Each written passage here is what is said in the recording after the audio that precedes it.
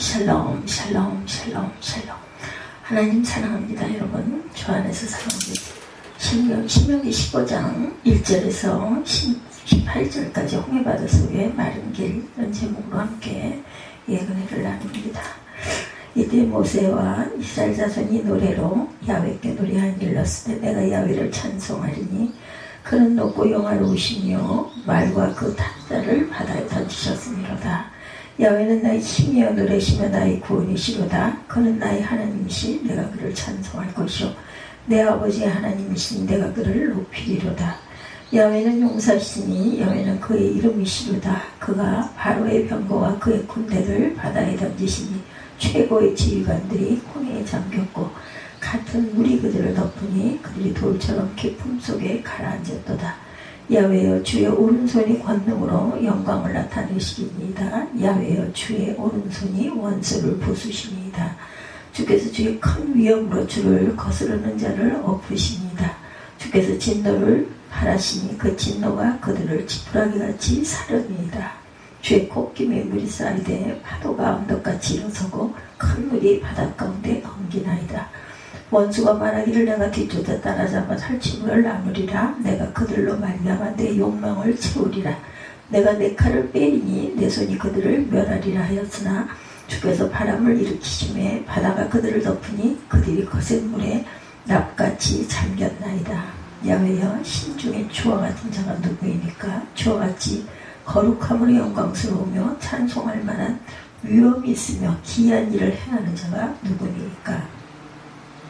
주께서 오른손을 드신 즉 땅에 그들을 삼켰나이다. 주의 인자하심으로 주께서 구속하신 백성을 인도하시되 주의 힘으로 그들을 주의 거룩한 처소에 들어가게 하시나이다. 여러 나라가 듣고 떨며 블레셋 주민이 두려움에 잡히며 에돔 두령들이 놀라고 모압 영웅이 떨림에 잡히며 가나안 주민이 다 낙담하나이다. 놀람과 두려움이 그들에게 임함에 주의 팔이 크므로 그들이 돌같이 침묵하였사오니 야훼여 주의 백성이 통과하기까지 곧 주께서 사신 백성이 통과하기까지 였나이다. 주께서 백성을 인도하사 그들을 주의 기업의 신에 심으시리이다. 주의 기업의 산에 심으시리이다. 야훼여 이는 주의 처소를 삼으시려고 예비하신 것이라. 주여 이것이 주의 손으로 세우신 성소로소이다. 여호와께서 영원 무궁하도록 다스리시도다 하였도다. 아멘. 홍해바다 속의 마른 길 이런 제목이죠. 영원 무궁하도록 다스리시리도다 하였더라. 야훼께서 영원 무궁토록 다스리시리라 하였도다. 미국 테네시 작은 마을에 라이트 훗 베티스트 처치 오른발 침례교회라는 교회가 있답니다. 이 교회의 이름이 특이한 데는 웃지 못할 이유가 있다고 해요. 제목이 오른발 침례교회죠. 1708년 독일에서 이주한 자들이 중심을 이루어 예배를 드렸는데 이 교회는 초창기부터 성찬식보다 세족식에 더 큰 비중을 뒀다고 해요. 그 교회 담임 목사는 세족식을 할 때 습관적으로 교인들의 왼발부터 씻어주셨다고 그러죠. 어느 주일도 세족식을 하는데 교회의 한 성도가 담임 목사에게 나름의 조언을 했다고 합니다. 목사님 왜 오른발부터 씻어주지 왼발부터 씻으셨습니까? 오른발이 맞습니다. 다음부터는 오른발부터 씻어주시기 바랍니다. 담임 목사님이 가만히 생각해보니 오른발이 먼저면 어떻고 왼발이 먼저면 어떤가.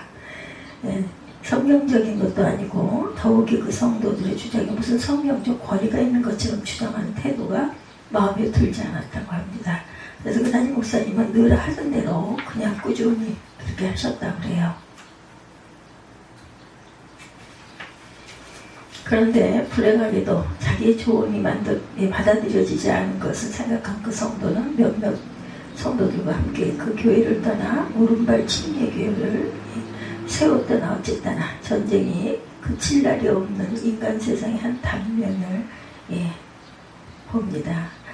인생에서 대부분의 일들이 다 그렇지만 전쟁은 참고 힘들고 어렵죠. 그리고 생명을 거는 그러한 싸움이기 때문에 아주 두렵기도 합니다. 정관종용 중국 당태종의 신하들과 시세를 논한 것을 예, 편집한 그런 책에 따르면 전쟁은 마치 도박 같기도 하고 게임 같기도 하다 이렇게 말하고 있답니다. 한 번 이기면 한 번 더 이기려고 하고 패하면 이번에야말로 이겨서 명예를 회복하겠다 이런 생각들을 한다고 하죠. 그러면 전쟁은 그 끝이 없습니다. 엄청난 파괴와 무수한 인명 피해 또한 응임과 복수가 거듭된다고 그러죠. 전쟁의 피해자는 해당 국가인 국민들뿐만 아니라 당대 세계 모든 사람들이 다 피해를 받고 고통을 당한다고 그래요. 러시아나 우크라이나 침공에 의해서 러시아의 우크라이나 침공에 의해 우크라이나가 겪는 고통은 참으로 고달픕니다. 러시아의 젊은이들은 또한 무모한 전쟁터에서 수없이 죽어가고 있습니다. 세계 경제 여파 또한 막대하죠. 우리나라에서 유럽으로 가는 비행기가 우크라이나 전쟁 지역을 피해가기 평균 2-3시간이 더 걸린다고 그래요. 당연히 비행기 표값이 올라갈 수밖에 없겠죠. 정확하게 73년 전, 73년, 75년, 76년, 6년여 되죠. 1950년, 6.25, 50년, 6.25, 지금 2026년이죠. 새벽 소련과 중국의 그러한 사주를 받은 김일성이 적화 통일의 야욕을 품고 자유롭고 평화롭게 잠들어 있던 대한민국 전역에 무차별 폭격을 퍼붓고 242대의 소련제 탱크를 앞세워서 침략을 합니다. 1953년 7월 27일 휴전하기까지 3년 1개월 2일 동안 북한의 침략군들을 물리치기 위해서 13만 8천 명의 한국군이 전사하고 45만 명이 부상을 당했다고 그래요. 유엔군 5만 8천 명이 전사를 했고 48만 명의 자유세계 젊은이들이 부상을 당했다고 합니다. 대단하죠. 한국국방부 군사편찬연구소의 자료에 따르면 북한의 침공에 의해 대한민국 민간인 24만 5천 명이 죽음을 당했고 100만 명이 넘는 사람들이 다치고 납북을 당하고 행방불명되는 그 피해를 입었다고 합니다. 적군 북한군은 사상자 52만, 중공군은 13만 6천 명이 사망했고 20만 8천 명이 부상을 당했다고 해요. 북한의 남침으로 대한민국의 사회경제기반 시설이 40% 파괴되는 큰 타격을 입었다고 합니다. 역사는 나보다 앞서 살았던 사람들의 삶을 들여다보면서 나는 어떻게 살 것인지를 고민하고 실천할 수 있도록 도와줍니다. 과연 우리에게 6.25는 어떤 전쟁이었는가? 한마디로 6.25는 자유의 땅을 지키기 위한 자유수호의 그러한 호국 전쟁이었어요. 우리 아버지 세대 용사들은 중과부족이었고 맨손이었지만 결연한 자유 수호 의지로 뭉쳐 소련제 탱크를 앞세우고 쳐들어오는 북한 공산주의들 앞에 무릎을 꿇지 않고 끝까지 한 거 하죠. 정규군으로도 싸웠고 학도병으로도 싸웠습니다. 벌판에서도 싸웠고 산에서도 싸웠고 또한 창호를 갑하고 싸웠고 철교에서도 싸웠죠.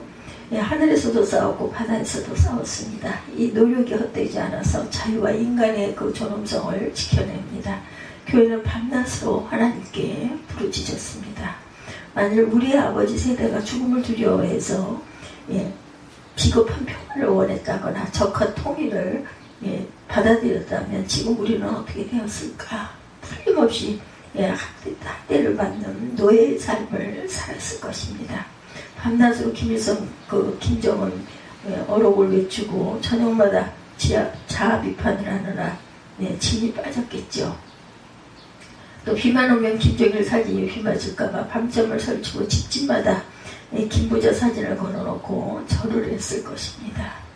그러나 지금 우크라이나가 러시아의 침공에 대항하여 자유민주주의를 지켜내고 있는 것처럼 우리 용사들은 비겁한 노예가 아니라 떳떳한 자유인이 되고자 분명히 일어났습니다. 지금도 북한의 핵 위협을 멈추지 않고 있죠. 북한이 세계 곳곳의 전체주의 세력들은 대적 마귀가 운사자같이 두루다니며 삼킬자를 찾고자 베드로전서 5장 8절이죠.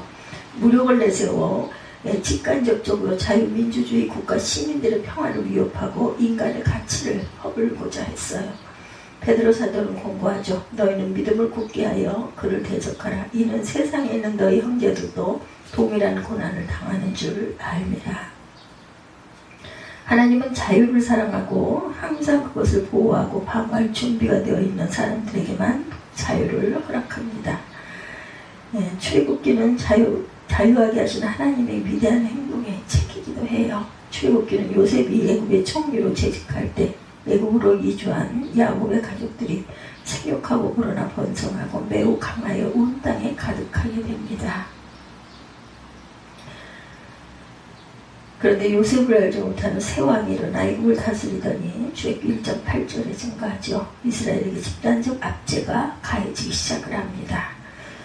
구약학자들은 요셉 시대 애굽을 관장했던 그 셈 족속 계통의 그 힉소스 왕조가 무너지고 이집트 본토 출신인 투트모스 왕조가 애굽을 다스렸다 이렇게 증가하고 있습니다.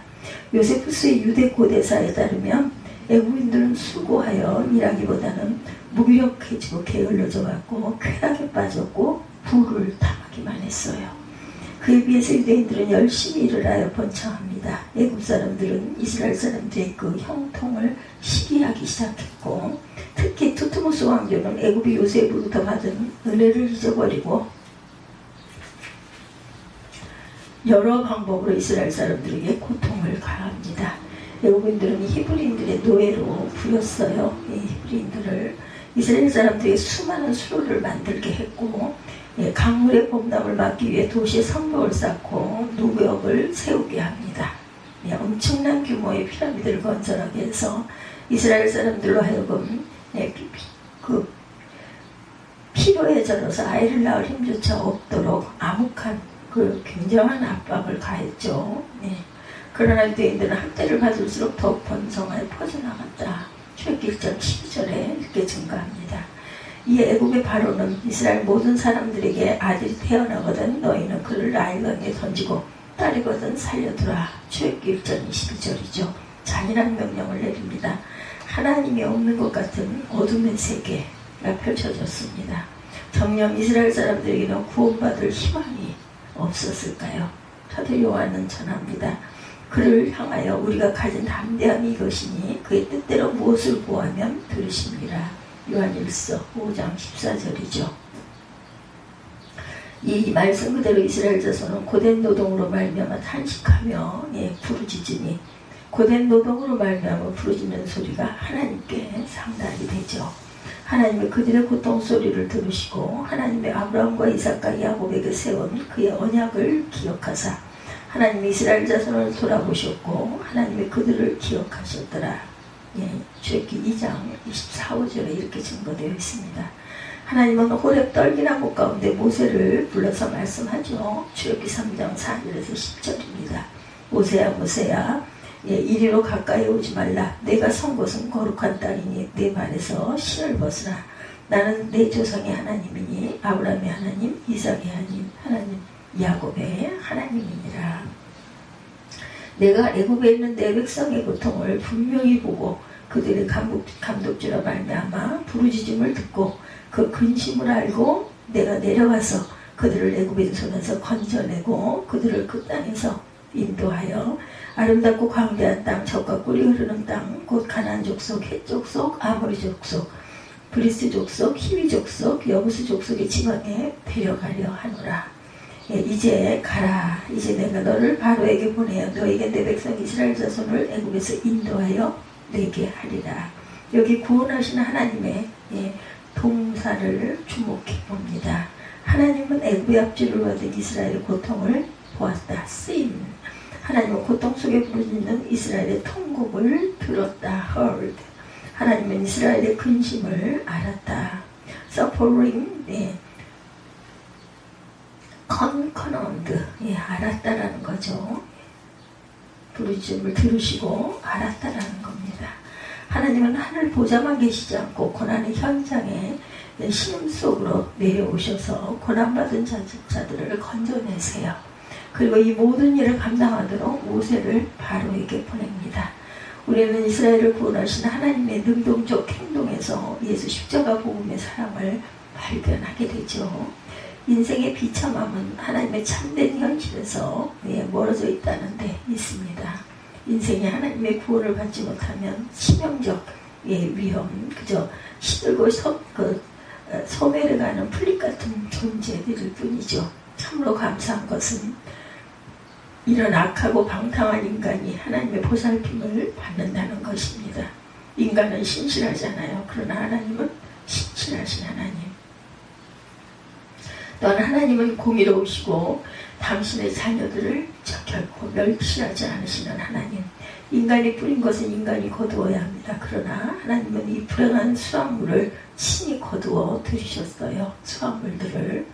하나님은 인간을 대신하여 인간을 위하여 새로운 천국의 씨를 뿌립니다. 하나님은 우리를 대신하여 그리고 우리를 위하여 친히 우리가 배척한 진정한 인간이 되셨어요. 예수 그리스도의 십자가의 죽음은 인간에 대한 하나님의 고발이고 인간에 대한 그분의 심판이십니다. 예수님의 십자가의 죽음은 하나님의 은총의 승리고 하나님의 은총의 완전한 통치가 수립될 것이다. 하나님은 예수 십자가의 사랑 안에서 용서의 말씀, 사랑의 말씀, 육신의 부활과 영생에 관한 말씀을 친히 선포하셨고 성령으로 이 모든 것을 이루셨습니다. 구원하시는 하나님의 강력한 은총이 압제받는 이스라엘에게 임했어요. 모세가 바로에게 가서 하나님의 뜻을 전합니다.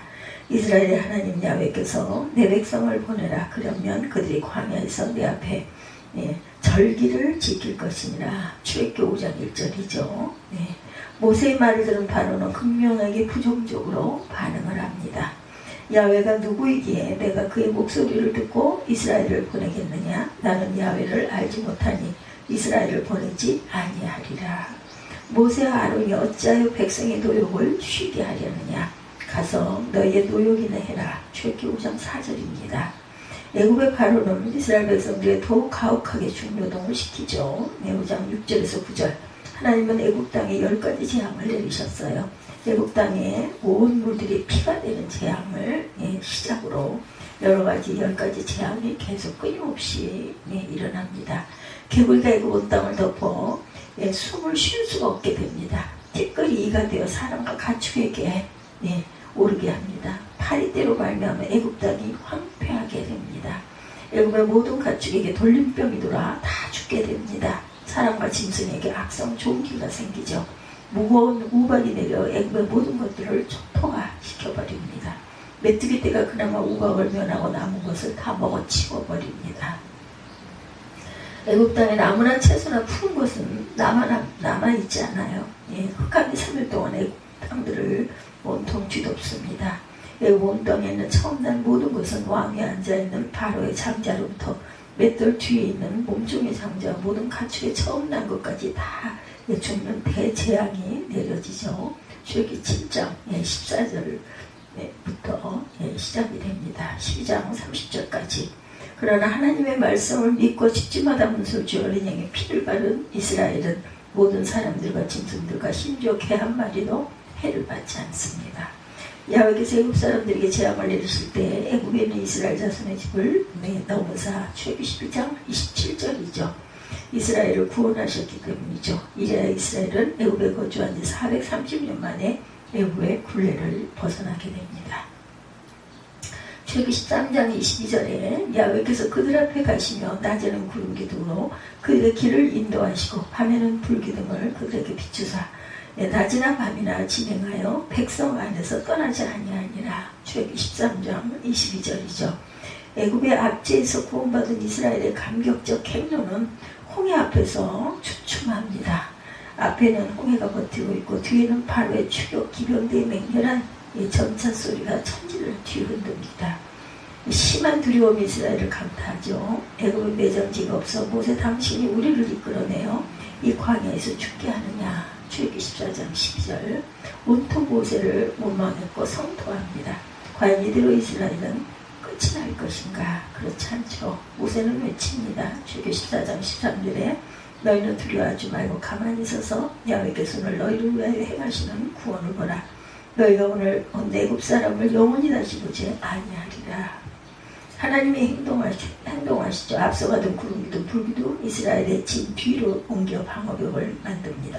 출애굽기 14장 19절에서 20절 모세가 바다 위로 손을 내밀매 야훼께서 큰 동풍이 밤새도록 바닷물을 물러가게 하시니 물이 갈라져 바다가 마른 땅이 된지라. 출애굽기 14장 21절이죠. 이스라엘 자손이 바다 가운데를 육지로 걸어가고 물은 좌우에 벽이 됩니다. 하나님께서 홍해바다 속에 마른 길을 내신 거예요. 출애굽기 14장 22절이 증거합니다. 이스라엘 자손이 바다 가운데를 육지로 걸어가고 물은 좌우에 벽이 되었다. 시편 106편 8구절 야훼께서는 자기 이름을 위하여 그들을 구원하셨으니 그의 큰 권능을 만민이 알게 하려 하심이라. 이에 홍해를 꾸짖으시니 곧 마르니 그들을 인도하여 바다 건너가기를 마치 광야를 지난 것 같게 하사 이렇게 증거하고 있습니다. 바로의 군대가 이스라엘의 뒤를 따라 바닷속에 마른 길로 돌진에 들어가죠. 그러나 모세가 손을 바다 위로 내밀매 새벽이 되어 바다의 힘이 회복되었다. 물이 이스라엘의 뒤를 따라 바다에 들어간 바로의 군대를 다 덮어버리죠. 출애굽기 14장 27절에서 28절입니다. 애굽의 군대는 하나도 남지 않고 다 죽음을 면치 못합니다. 악인의 운명은 바람에 나는 겨와 같아요. 야훼 하나님께서 애굽 사람들에게 행하신 그 큰 능력을 본 이스라엘 백성은 야훼를 경외하며 야훼와 그의 종 모세를 믿고 출애굽기 14장 31절 하나님께 출애굽기 15장 1절에서 18절 찬송을 올려드립니다. 내가 야훼를 찬송하리니 그는 높고 영화로우시며 말과 그 탄자를 바다에 던지셨음이로다. 야훼는 나의 힘이여 노래시며 나의 구원이시로다. 그는 나의 하나님이시 내가 그를 찬송할 것이요 내 아버지의 하나님이시 내가 그를 높이리이다. 야훼는 용사시니 그의 이름이시로다. 이렇게 증거합니다. 그가 바로 번거와 그의 군대를 바다에 던지시니 최고의 지휘관들이 홍해에 잠겼고 깊은 물이 그들을 덮으니 그들이 돌처럼 깊음 속에 가라앉게 되죠. 야훼여 주의 오른손이 권능으로 영광을 나타내시니이다. 주께서 백성을 인도하사 그들을 주의 기업의 산에 심으리이다. 야훼께서 영원 무궁토록 다스리시리다. The Lord leads forever and ever. 출애굽기 15장 18절이죠. 인류 역사상 40년 가까운 식민지 시대를 거쳐 꽉 3년 넘게 치러진 6.25 그 혹독한 전쟁을 겪고도 그 폐허에서 잡초처럼 일어나 이만큼 흥한 나라는 지구상에 오로지 대한민국뿐이라고 합니다.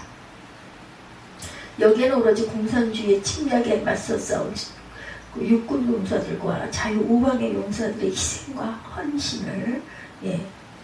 헌신이 자리합니다. 당신들은 먹지 않고 입지 않은 채 밤낮을 수고하여 자녀들을 공부시킨 부모님들의 헌신적 사랑의 결과이다. 지난 한 인생살이였지만 새벽마다 교회에 새벽불을 밝게 기도하고 주일마다 하나님을 찬양하며 경배한 한국교회 성도들을 사랑하고 축복하신 하나님의 은총 덕분입니다. 우리가 살아가면서 앞에는 홍해바다, 뒤에는 애굽의 기마전 전차병같이 진퇴양난의 협곡에 갇히고 바다에 내팽개쳐진 것 같은 때가 있었습니다. 근데 정녕 두려운 것은 바다에 있는 것이 아니라 거기서 더 이상 꿈을 꿀 수 없는 것이 정말로 두려운 일이죠. 이럴 때 하나님을 믿는 우리는 위의 것을 찾아야 합니다. 골로새서 3장 1절 위의 것을 생각하고 땅의 것을 생각하지 말라. 골로새서 3장 2절입니다.